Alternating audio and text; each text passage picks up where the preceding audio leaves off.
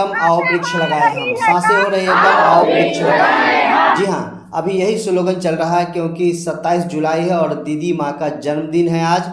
और इसी अवसर पे हम सभी वृक्षारोपण करते हैं, और वृक्षारोपण इस क्यों करते हैं ये सभी हम सभी जानेंगे इसी वीडियो के माध्यम से। तो आइए, आपसे मिलते हुए बहुत ही अच्छा लग रहा है। प्रणाम, नमस्कार, वंदे मातरम। मैं गजेंद्र प्रसाद मधुबनी से आपका भाई। और आइए हम सभी जानते हैं कि इस अवसर पर हमारी आदरणीय बरखा दीदी वृक्षारोपण करते हुए क्या कहती है। आइए आपके साथ मैं भी सुनता हूँ। बहुत वर्षों से ये बात हम सब कह रहे हैं।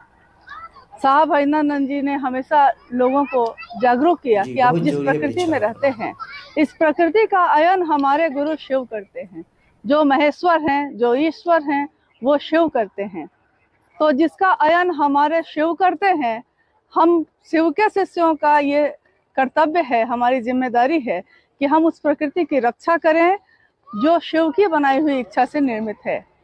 वृक्ष लगाने के पीछे बहुत सारे कारण हैं। एक वृक्ष सिर्फ दिखता है, लेकिन उसकी जड़ें जब मिट्टी क्षिति तत्व में जाती हैं तो वो क्षिति के तत्व को उर्वरकता से भरती है और वो मिट्टी उसके जड़ों को पोषण देता है। फिर जल का स्तर भी सही होता है। अगर मिट्टी ना हो, अगर जल ना हो, अगर शुद्ध हवा ना हो, अगर अग्नि ना हो, अगर आकाश ना हो, तो मानव जाति क्या, किसी भी जाति के बारे में हम नहीं सोच सकते कि वो जीवित रहेगा। जीवित रहने के लिए, जिंदा रहने के लिए जरूरी है कि हम प्रकृति की देखभाल करें। जिस प्रकृति ने अपनी गोद में हमको पाला है, पैदा किया है, अपने जीवन को चलाने के लिए सारी चीजें उपलब्ध कराई हैं, उस प्रकृति के लिए हमारा क्या कर्तव्य है।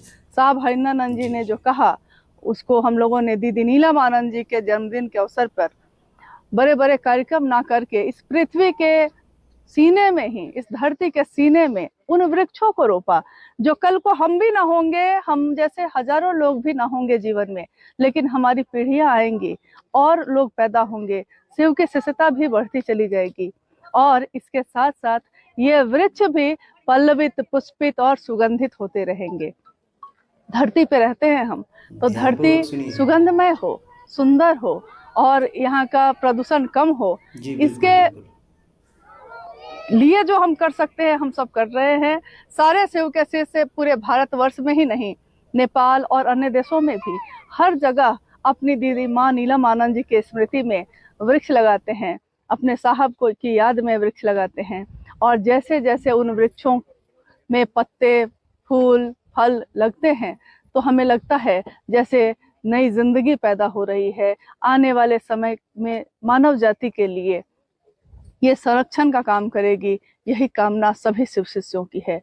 हम इस जीवन में रहें या ना रहें, लेकिन आने वाला हर जीव अपने शिव को याद करने के लिए इसी तरह के वृक्षों के छाया में बैठा रहे और शिव की छाया के साथ साथ वृक्षों की छाया भी उनको मिलती रहे।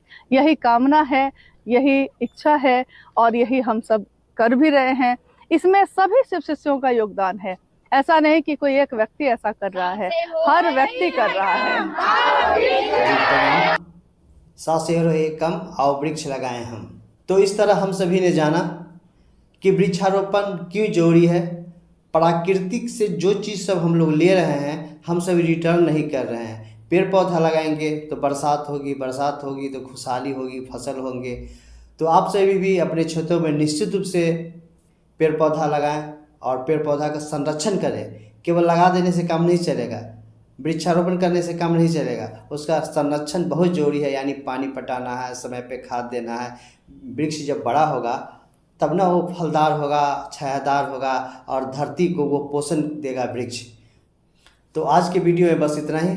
फिर कहीं मिलते हैं तो और भी बातें होंगी। तब तक के लिए प्रणाम, नमस्कार, वंदे मातरम।